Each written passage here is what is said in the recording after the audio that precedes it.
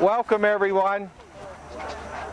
My name is Gary Rogers. I'm with the Oakmont Historical Society, and I'd like to welcome on behalf of the Oakmont Chamber, and we'd like to welcome you to our community picnic. As many of you know, this used to be an annual event here in Oakmont, and it went away for a number of years, and we're trying to get it started. So we're hoping that it's going to be an annual event, and from the response we got today, it looks like it will be a good thing to do next year again. So thank you for coming out. But one of the things they asked me to do is if I could tell some old Oakmont stories that deal with the history of Oakmont. So I thought I would just tell you a couple stories of things that happened in Oakmont here that you may not be aware of. As you all know, this year we're celebrating the 125th anniversary of the founding of Oakmont. In April of 1889, the residents of the 2nd Ward of Verona petitioned the state to form their own community. What is now Oakmont was originally a part of the borough of Verona, which was incorporated in 1871. By 1889, there were enough people here that they wanted to form their own town. So as I said, they applied to the state. The state gave them permission. So the new community was formed, and they had to come up with a name for their community. Now there was a train station that was located up on the corner of Halton Road and Allegheny River Boulevard, and it was known as the Halton train station because it was on the property of Mr. Halton. And after they built the train station, a little community grew up around it, and the little community was named Halton. So the post office, anybody who lived in this area, lived in Halton, Pennsylvania. Even after the borough of Verona was incorporated, they still referred to this area as Halton. Well, when they went to name the new town, they decided to hold a vote. And they held a vote, and it came down between two names, Halton and Oakmont. And the vote was held, and when they read the results, it said that there were 68 votes for Halton, Pennsylvania, and 23 votes for Oakmont. So the town was supposed to be named Halton, and this would be the Halton Community Picnic today, had things been a little different. However, there were a bunch of rich people, wealthy people who lived on the southern end of town, and they didn't want to be referred to as Halton, Pennsylvania. They wanted Oakmont. So they knew a judge, a county judge, and they appealed to the county judge and said that there were irregularities with the referendum, and they asked that he declare it void, which he did. And when he made his proclamation, he said the referendum was void and the new town would be named Oakmont. And that's how we got our name Oakmont. But had it been up to the residents, we would have been Halton, Pennsylvania. The politics back then. So as I said, there was a Halton train station which was located up there. A very few people remember that. We do have some pictures of it. I'm sure many of you remember the Oakmont train station, which was located down in front of Oakmont Bakery and Hofstadt's. There was a third train station in Oakmont that was called the Edgewater Station. Very few people know about the Edgewater Station. This is a picture of it here. It was a very small train station, and it was located at the corner of College Avenue and Allegheny River Boulevard. The name Edgewater predated Oakmont by about 40 years. Because you see, there was a gentleman from Pittsburgh who was a wealthy businessman. His name was John Crossan. And he owned what was called the Monongahela House Hotel in downtown Pittsburgh. And during the 1800s, it was the hotel to stay in. If anybody of importance came to Pittsburgh, they stayed at the Monongahela House. Abraham Lincoln, on his way to his inauguration, stayed at the Monongahela House. He addressed the citizens of Pittsburgh from the balcony. Charles Dickens, when he toured America, he stayed at the Monongahela House. The Prince of Wales, who later became the King of England, stayed at the Monongahela House. Well, the owner had a country estate out here along the river which he named Edgewater.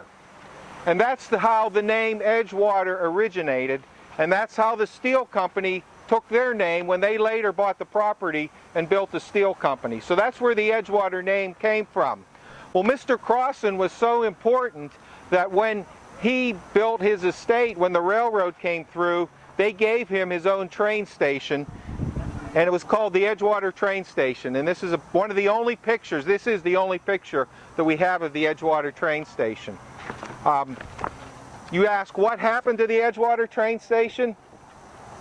October 23rd, 1902, the Allegheny Valley Railroad had sent a work train out from Pittsburgh, and they were coming along the tracks and they were repairing the train track as they went. Well, by evening they got as far as the Edgewater station. It was time to quit, so there was a siding next to the station, and they backed their train into the siding and went home. Well, the next morning they came to work, fired up the train, and they were going to continue up the line towards New Kensington, repairing the rails as they went. So they, as I said, they fired up the train, they pulled out onto the track and started to move up the tracks. Well, right after they got onto the track, they saw freight train number 68 was headed southbound on the same track that they were.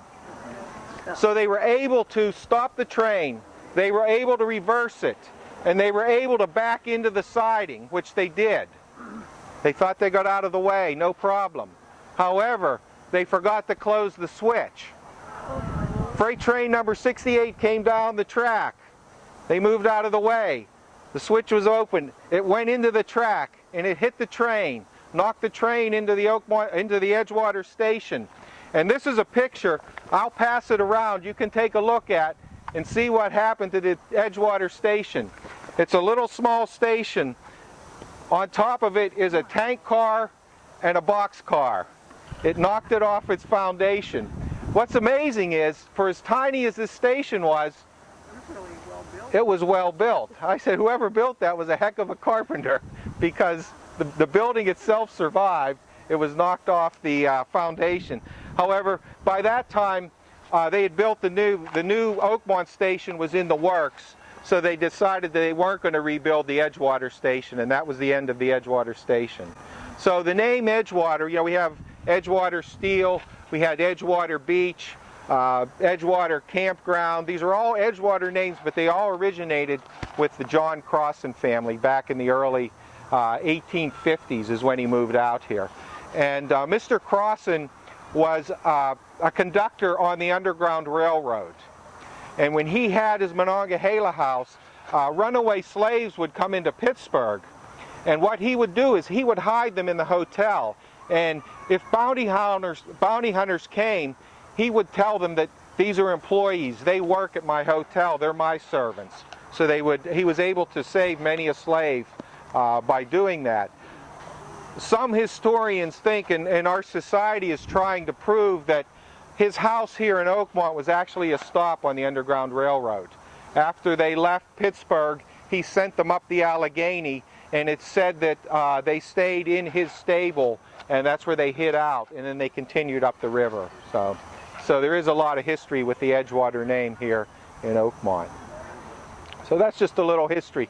The other thing I thought I would talk about today is we're all gathered here at our beautiful park, and just talk about the history of Riverside Park. I don't know if a lot of people know the history of the park and how it all evolved and how the community was able to obtain the park.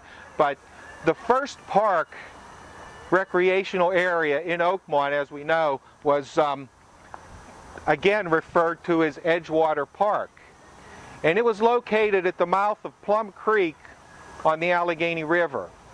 How many people have seen that old map drawing of Oakmont from 1896 that has all the houses and everything? I'm sure everybody's seen that. If you look down in the corner there, you'll see a baseball field.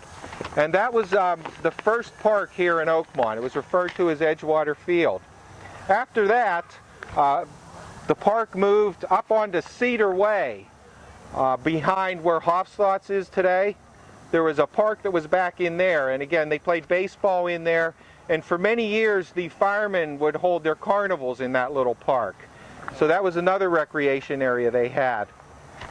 After that, they moved over onto Ann Street. Does everybody know where Ann Street is? Oh, right over here. And they were on the southern side of Ann Street, where that the nursing home is. Yeah, that was the original. They referred to it as Scaife Field. And Oakmont High School played all their football games and baseball games at Scaife Field. Well, in the late 1930s, the factory had to expand, so they expanded over onto that property where the park was. So at that point, they moved Scaife Field on the other side of Ann Street, and that's where they had the football field and the baseball field. And I'm sure how many people remember Scaife Field? We have Oakmont alumni here, yeah. And that's where they played all their games and everything. In the late 1950s, the property was sold to a trucking company, so they had to leave the property and find another location for a park. So they formed a committee, and this committee was trying to find a location for a new recreation area in Oakmont. They narrowed it down to two choices.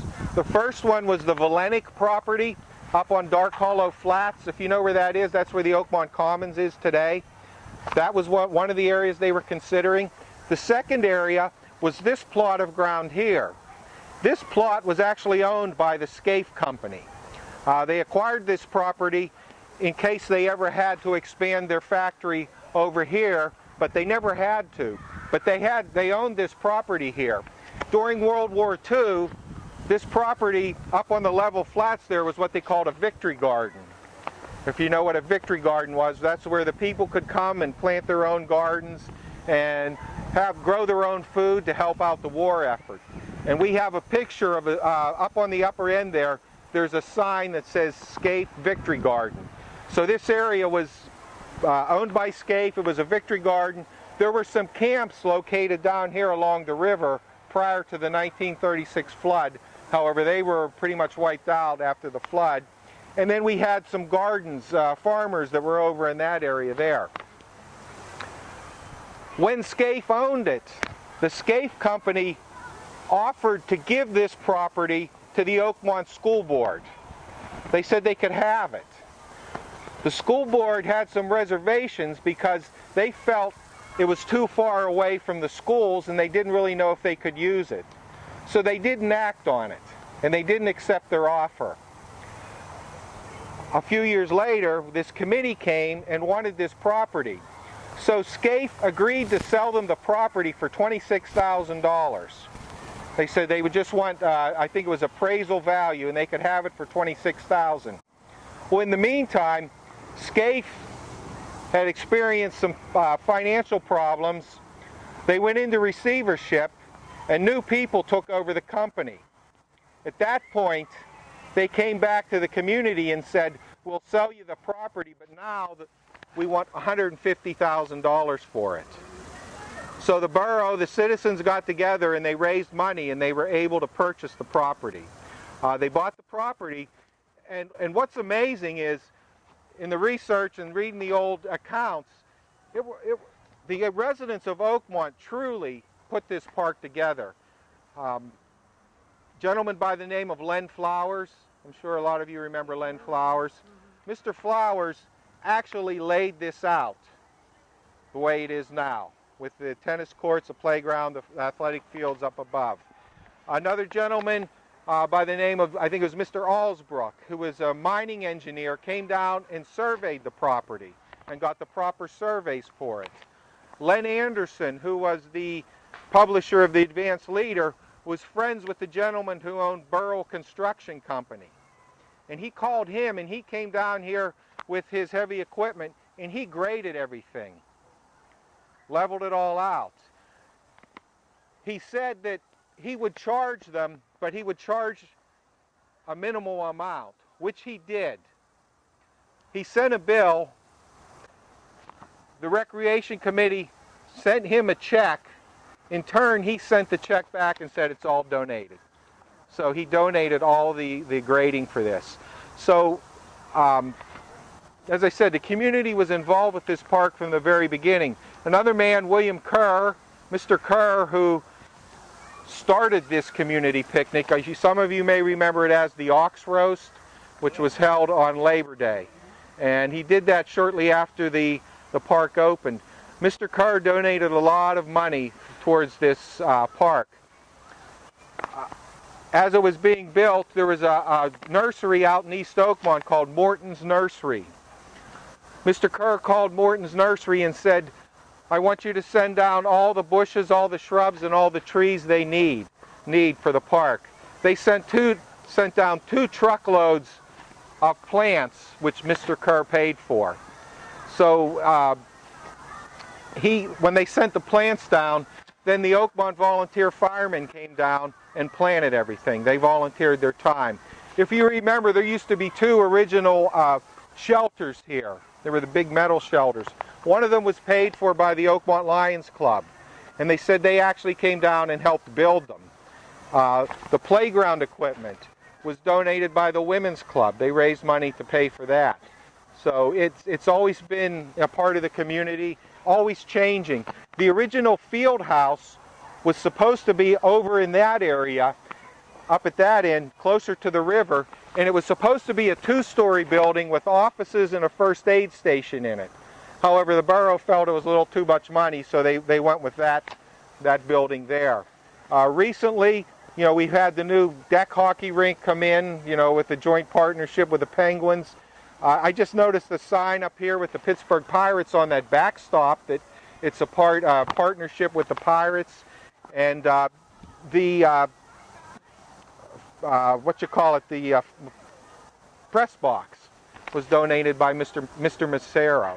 So again, we have a very nice park, and I think we can all feel proud of Riverside Park, and it's so good to see everybody come out to enjoy it today. So, thank you.